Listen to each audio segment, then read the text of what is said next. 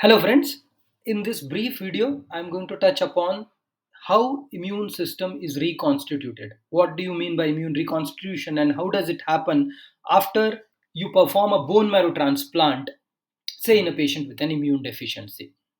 Now, the bone marrow transplant that I'm going to talk about here is the allogenic bone marrow transplant where you have a donor and a recipient and we obtain the graft from the donor. The graft can be obtained either from the bone marrow or it could be a peripheral stem cell harvest.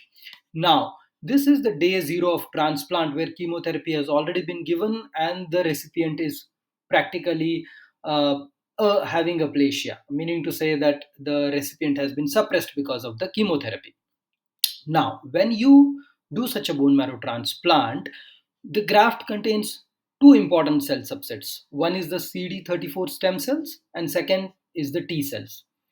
Now, while these CD34 cells will engraft and will seed the bone marrow and result in production of new cells, but the first phase of immune reconstitution is actually characterized by the T cell expansion, the donor T cell expansion. So the graft has given the T cells. Now these T cells start expanding. They can contain naive T cells as well as memory T cells.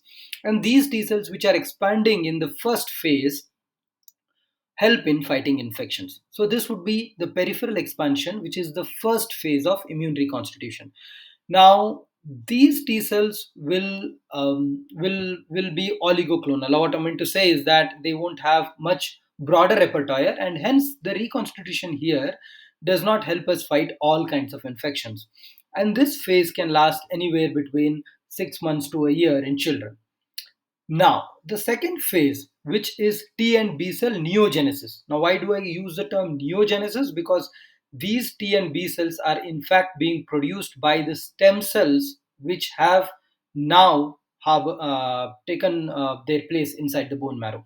So, as you can see, these CD34 donor stem cells have now, which seeded the bone marrow, they start producing new B cells and new T cells. And now these T cells and B cells will start expanding, and this will result in the second phase of immune reconstitution, which again can last for anywhere between a year or year and a half. Again, the repertoire here is not very broad, but is better than before. Now, interestingly, one must know that these T cells are being trained in the recipient's thymic tissue.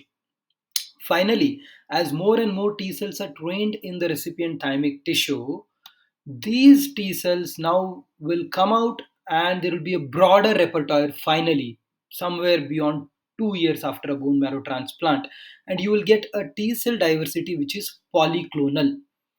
And it is this final phase which we all want to be in after bone marrow transplant, where there is an equilibrium and you get a wide repertoire of T cells which are capable of fighting all kinds of infection.